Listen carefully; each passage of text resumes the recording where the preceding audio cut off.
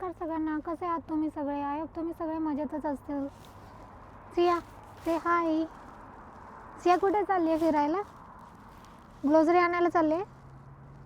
हां, आज वॉक करत चालली आहे ना, स्ट्रॉलरमध्ये बसून मम्मासोबत? मम्मासोबत चालली आहे?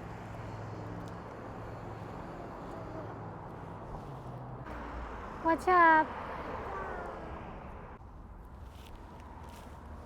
तर आम्हाला इथेच जवळ एक प्लाझा आहे, तर तिथे शॉपिंग सेंटर पण आहे. तर तिथंच आम्ही चालत चालत चाललो आहे.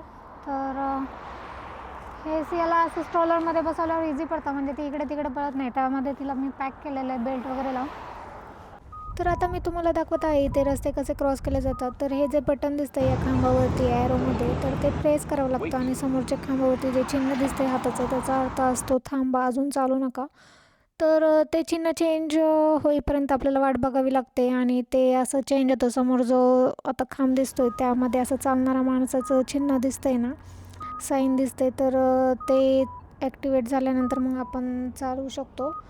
आणि थोडा वेळ ते चिन्ह राहतं आणि मग सेकंडमध्ये कन्वर्ट होतं, म्हणजे ते सांगतं पण आपल्याला की किती सेकंदात आपण रस्ता क्रॉस करायचा आहे वगैरे. आता तुम्हाला जे समोर स्टोअर दिसत आहे डोलारामा, तर तिथेच आम्ही चाललेलो होतो. तिथूनच आम्हाला काही वस्तू घ्यायच्या होत्या आणि शूट पण करायचं होतं. चला तर मग बघूया ते स्टोअर कसं आहे ते. हे स्टोअरचं मेन एंट्रन्स आहे आणि एंटर होताच वेगवेगळे सेक्शन्स असे डिवाईड केलेले आहेत वेगवेगळ्या वस्तूंसाठी. जसं की गार्डनिंग झालं, किचनचं झालं, परत स्नॅक्स, फूड, स्कूल सप्लायज, परत पार्टीसाठी लागणारं सामान, पेट फूड वगैरे असं वेगवेगळे सगळे तिथे आयल्स केलेले आहेत. आणि ते सीजनल वस्तू ठेवल्या जातात. आता सध्या तिथे पॉट्स आहेत, जे जे कुंड्या आहेत रोपं वगैरे लावण्यासाठी. आता समर चालू आहे ना, तर त्याच्यामुळे ते सीजनलमध्येच येतं. तर ते त्याच्यासाठी तिथे कुंड्या ठेवलेल्या आहेत. आणि इथे लेफ्ट हँड साईडला ॲल्युमिनियम फॉईल कंटेनर्स आहेत, जे की बेकिंगसाठी वगैरे वापरले जातात किंवा आपलं गरम फूड वगैरे कुठे आपल्याला न्यायचं असेल तर त्यामध्ये इझिली पॅक करून आपण नेऊ शकतो. पार्टी वगैरे असेल त्यामध्ये पण ते कामात येतात. इथे सगळे किचन रिलेटेड ॲक्सेसरीज आहेत, स्पून्स, स्पॅच्युलाज वगैरे, बेकिंगचे लाईक ते मफिन्स वगैरे असतात त्याचे कंटेनर्स, केकचे कंटेनर, सगळं किचन रिलेटेड सामान इथे मेजरिंग कप्स, मेजरिंग स्पून्स सगळं भेटून जातं. गार्बेज बॅग्स आहेत, परत टिश्यू पेपर, पेपर टॉवेल वगैरे सगळं आहे. तुम्ही जर माझा बॉटल डेपोचा व्हिडिओ पाहिला असेल तर त्यामध्ये एंडला मी एका स्टोअरमध्ये गेले होते, पण व्हिडिओ आवाजामुळे मी टाकला नाही. तर तेच हे स्टोअर आहे, तर व्हिडिओ शेवटपर्यंत बघा. तर आता मी इथे ॲक्च्युली पूर्ण व्हिडिओ मस्त छान असा शूट केलेला होता, पण प्रॉब्लेम असा झालेला होता की व्हिडिओ पूर्ण शूट केलेला होता, आवाज पण आलेला होता, पण त्या आवाजासोबत जे स्टोअरमध्ये म्युझिक चालू होतं ते थोडंसं लाऊड असल्यामुळे ते माझ्या व्हिडिओमध्ये क्लिअर ऐकायला येत होतं आणि कॉपीराईट यायला नको म्हणूनच मी ते काय आवाजासोबत केलेलं नाही आहे. ते तुम्ही बघू शकताय की मी बोलते आहे आणि आता मी व्हॉईस ओव्हर करते आहे, तर तेच याच्या मागचं कारण आहे.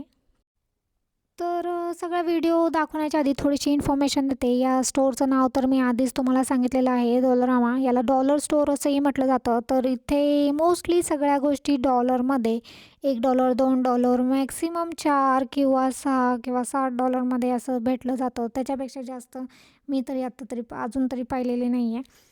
तर इझिली बेसिक नीड्सच्या जेवढ्या पण गोष्टी आहेत त्या सगळ्या घरात लागणाऱ्या किंवा किचनमध्ये लागणाऱ्या काहीही असू दे, बेसिक गोष्टी तरी भेटूनच जातात.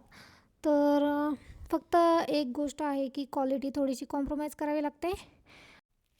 क्वालिटी एवढी पण खराब नसते, थोडीशी चांगली असते. काही काहींची तर खूपच छान असते. माझ्याकडे 2-3 वस्तू आहेत ज्या अजूनही छान टिकलेल्या आहेत.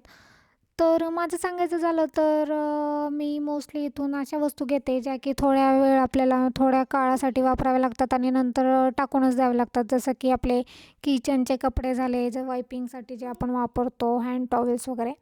आणि परत वॉशरूममध्ये लागणारे ब्रश, स्क्रबर, ग्लव्ज आणि स्ट्रेनर्स झाले सिंक्सचे. परत आपण गार्बेज बॅग्स वगैरे झालं, अशा भरपूर वस्तू असतात की ज्या आपल्याला वापरून फेकाव्याच लागतात. तर अशा वस्तूंमध्ये जास्त पैसे इन्व्हेस्ट करून काही फायद्याचं नसतं. तर आपण अशा स्वस्त डॉलर स्टोअरमधून आणून त्यांचा वापर करू शकतो. आता सध्या ज्या आयलमध्ये मी आहे तिथे पार्टी रिलेटेड सर्व साहित्य भेटून जातं. फॉर एक्झाम्पल बर्थडे पार्टी आहे तर त्याला लागणारं सर्व डेकोरेशनचं सामान, गिफ्ट रॅपिंगचं सर्व सामान, परत पेपर प्लेट्स झाले, कप्स झाले, टिश्यू पेपर्स, कार्टूनचे हवे असेल तर तसे पण भेटून जातात यूज अँड थ्रोवाले. तर अशा सर्व वस्तू इथे अवेलेबल होऊन जातात. कॅन्डल्स वगैरे सर्व सर्व भेटून जातं. आणि हे जे समोर बघताय तुम्ही गिफ्ट बॅग्स आहेत तर हे पण आपण गिफ्ट रॅप न करता आपण डायरेक्टली याच्यात तर टाकून पण त्यांना गिफ्ट वगैरे देऊ शकतो एखाद्याला. इथे तसं पण केलं जातं. आणि मी सियासाठी बलून्स वगैरे घ्यायला आले होते. हा व्हिडिओ ॲक्च्युली सियाच्या बड्डेच्या आधीचाच आहे. तिचंच बड्डेचं सामान घ्यायला मी इथे आले होते, जे पण डेकोरेशनचं लागतं इथे. तर हा व्हिडिओ पेंडिंगला होता आणि सियाचा बड्डे होऊन गेला तरी मला एडिटिंगला टाईम भेटला नाही, कारण स्केड्यूल खूप टाईट होतं त्याच्यामुळे.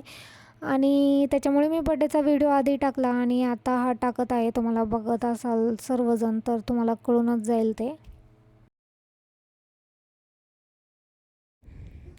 आता इथून थोडंसं पुढे गेल्यानंतर तुम्हाला समोरच ग्रीटिंग कार्ड्स दिसतील. तर इथे ग्रीटिंग कार्ड देण्याची पद्धत अजूनही वापरली जाते, जे की खूपच छान आहे. कारण एखाद्याला आपले विचार लिहून देणं हे समोरच्या व्यक्तीला खूप स्पेशल फील करून देण्यासारखं असतं. तर ते खूप छान आहे असं मला तरी वाटतं. माहीत नाही का इंडियामध्ये आता सध्या ते बंद झालेलं आहे, आउटडेटेड झालेलं आहे. ग्रीटिंग कार्ड्स मी आता पाहिलेलेच नाही. कारण मी लास्ट इयर आले होते तेव्हा मला एका व्यक्तीला, म्हणजे ज्या व्यक्तीसोबत माझा बॉन्ड हा स्पेशल होता आहे आणि असेल, त्या व्यक्तीला द्यायचं होतं. आणि ते मला तेव्हा जमलं नाही, पण नेक्स्ट टाईम जेव्हा मी येईल तेव्हा नक्कीच देणार आहे स्वतःच्या हाताने बनवून. तर या सेकंड आयलमध्ये इथे जे असतात ना आपले शिलाई काम वगैरे, लोकर आहे बघा, परत सुई दोरा वगैरे सगळं इथे वेगवेगळं भेटून जातं. आणि सगळे त्याचे कंटेनर्स पण भेटून जातात ठेवण्यासाठीचे. आणि इथे लेफ्ट साईडला इथे सगळे नोटबुक्स वगैरे, म्हणजे स्टुडंट्सला लागणाऱ्या ज्या मेन वस्तू असतात सगळे ते भेटून जातात. नोटबुक, स्टेपलर्स, हायलायटर, मार्कर, सर्व काही भेटून जातात. जे पेन वगैरे, कैची, काही काय असेल ते सर्व, फोल्डर्स, बाइंडर्स वगैरे सगळं. आता इथे वेगवेगळ्या एवढ्या भरपूर साऱ्या गोष्टी असतात की असं नाही आहे की सगळ्याच गोष्टी आपल्याला माहीत असतील. तर अशा पण काही वस्तू असतात की ज्या मला माहीत नाही आहेत की त्याचं एक्झॅक्टली केलं काय जातं. तर हे जे समोर दिसत आहे तर ते हँडक्राफ्टिंगसाठी डेकोरेशनचं सामान आहे असं मला वाटतं आहे. इथे छोटंसं एक बुक सेक्शन पण आहे. तर लहानांपासून मोठ्यांपर्यंत सर्वांसाठी अवेलेबल आहे. मोठ्यांसाठी सुडोकू वगैरे, कोडे वगैरे सोडवण्याचे तसले बुक्स आहेत. सीनियर सिटीजन ते बुक्स घेतात कारण त्यांचा तेवढाच टाईमपास होतो. आणि लहान मुलांसाठी कलरिंगचे, स्टोरी बुक्स वगैरे, कार्टूनचे असे वेगवेगळे आहेत. इंडियामध्ये असतात ना आपले गरजानुसार होलसेलचे दुकानं, जिथे 10-20 रुपयामध्ये कुठलीही वस्तू घ्या भेटून जाते. तर मला या स्टोअरला बघितलं की त्याचीच आठवण येते खरं तर. आणि इथे थोडंसं पुढं आलं की इथे आपण घरात छोटं-मोठं असं डेकोरेशनच्या वस्तू आहेत ठेवण्यासाठीच्या घरात इनडोअर. जेव्हा आम्ही स्टोअरमध्ये एंटर झालो सिया आणि मी, सिया तर तुम्हाला माहिती आहे स्टोअरमध्ये आल्यानंतर कशी करते, तिला इकडे-तिकडे जायचं असतं. त्याच्यामुळे ती मला मागे लागली होती की मला काढ बाहेर, काढ बाहेर. तर पण मी तिचं काही ऐकलं नाही. ती थोडीशी रडली पण तिला नीट समजावलं. नंतर ती बसली, खेळली त्याच्यातच आणि नंतर झोपून गेली. त्याच्यानंतर मी निवांत व्हिडिओ शूट करत बसले होते. आणि इथे तुम्ही बघू शकता कॅप आहेत, आपले शॅम्पू, कंडिशनर, परत soap, hand soap, slippers, indoor slippers, outdoor slippers, परत अशा भरपूर सारे स्क्रबर्स वगैरे जे पण असतात ना, जे की शॉवरच्या वेळेस लागणारे सगळं सामान. आणि हे स्टोअरच्या कॉर्नरला आहे एकदम, ते मी नंतर शूट केलेलं आहे. हे पेट फूड आहे, जे की कॅटचं, डॉगीचं, त्यांचं सगळं सामान, खेळायचं पण त्यांचं, परत झोपायचं, ते सगळं जे त्यांना लागतं ते इसेन्शियल सगळं या कॉर्नरला होतं. ते मी शूट करायचं विसरले होते, नंतर येऊन केलं होतं.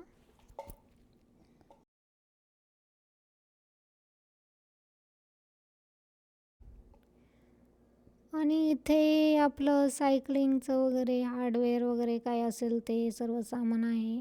फिशिंगचं वगैरे काय काय असेल ते. मला पण एवढं काही माहीत नाही आहे. आणि इथे बॉक्सेस असे स्टॅक करून ठेवलेत, कारण ते त्यांना स्टॉक करायचे आहेत. इथले एम्प्लॉईज येऊन ते नंतर खोलून ते त्यांच्या त्यांच्या जागेवरती काय असेल ते लावतात, त्या वस्तू जागेवर ठेवतात सगळं. आणि या आयलमध्ये लहान मुलांची खेळणी वगैरे, परत बाथ टॉवेल वगैरे काय काय काय काय सामान होतं. लहान मुलांचंच होतं मोस्टली सगळं. खेळणी त्यांची पाण्यातली वगैरे वेगवेगळ्या टाईपची सगळी खेळणी होती. पूर्ण आयल त्या खेळण्यांनीच भरलेलं होतं. आणि बरं झालं सिया झोपलेली होती. आणि हे जे आयल होतं ते जे की किचन रिलेटेड सामान आहे तिथे, प्लेट्स वगैरे, फायबर, प्लास्टिक, परत काचेचे पण असतात काही वस्तू. तर तुम्हाला खोटं वाटेल पण खरंच इथे सर्व डॉलरमध्ये, आता इंडियन करन्सीमध्ये ऑब्व्हियसली $1ची किंमत आय थिंक 68-69 चालू आहे सध्या. पण ते $1, $2 आता मी तुम्हाला दाखवते बघा. तर आय थिंक त्याची प्राईस $2.5 होती. हां, $2.5 आहे बघा. तर ते आय थिंक ते फायबरचं आहे आणि $2.5 प्राईज आहे एका प्लेटची. पण हे असंच जर तुम्ही दुसऱ्या स्टोअरमध्ये जसं की वॉलमार्ट, सुपर स्टोअर गेलं ना, तर एका प्लेटची किंमत जवळजवळ $7-8 किंवा $10 पण असू शकते. पण क्वालिटी चांगली भेटणार ते फॉर शुअर असतं. इथे थोडीशी कॉम्प्रोमाइज करावी लागते. तर या सेक्शनमध्ये सगळं खायचं सामान भेटून जातं. चिप्स आहेत, चॉकलेट्स आहेत, कॅन फूड आहेत. कॅन फूड म्हणजे असे असतात की त्यांना फक्त गरम करून खावं लागतं. न्यूडल्स पण आहेत. इथे पास्ता आहेत, हे सॉसेस आहेत.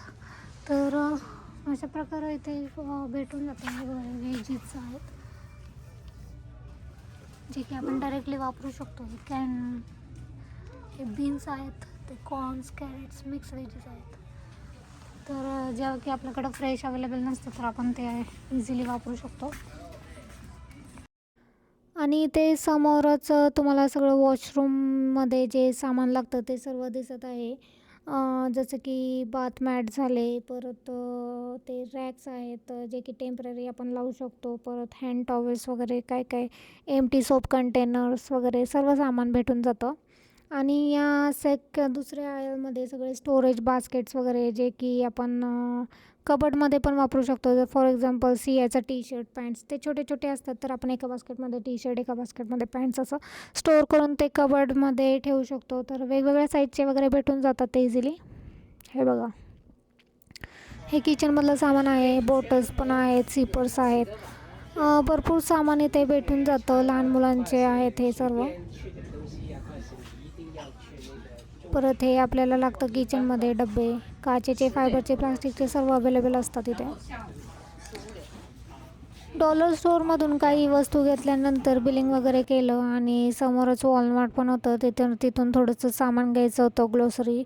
तर तिथे जायला निघालो. सिया झोपलेली होती, ती उठायच्या आतमध्ये ग्लोसरी संपवायची होती. त्यामुळे मी आतमध्ये काहीच शूट केलं नाही, फक्त बाहेरचं थोडंसं शूट केलं. आतमध्ये जाताना आणि परत बाहेर पडताना थोडंसं शूट केलेलं आहे.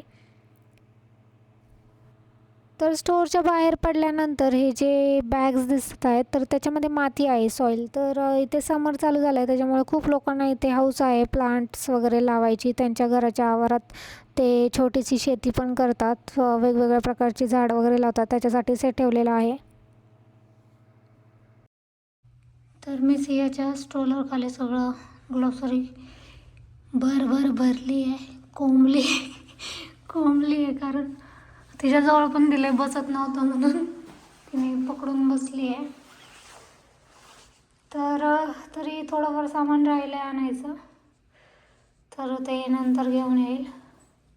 खूप लेट झालं आहे. मी सकाळी 11:30-12:30 निघाले होते. तर आम्ही सकाळी 11:30-12 वाजता निघालो होतो. आता 4:30 वाजलेत. सियाने पण मध्ये मध्ये त्रास दिला खूप, तर खूप वेळ गेला. काही गोष्टी ज्या पाहिजे होत्या त्या सापडलेल्या नाही. हा व्हिडिओ मी बिल्डिंगमध्ये पोचल्यानंतर थोडासा शूट केला होता.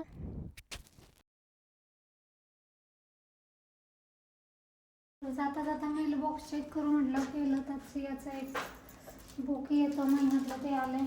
माझे काही ईमेल्स आलेले तर ते घेऊन चालल्यावरती ये पकड. इकडं सामान लय झालं आता. Okay, leave it. ओके. तुम्हा सर्वांना कसा वाटला हा व्हिडिओ नक्कीच कळवा कमेंटमध्ये. Thank you for watching.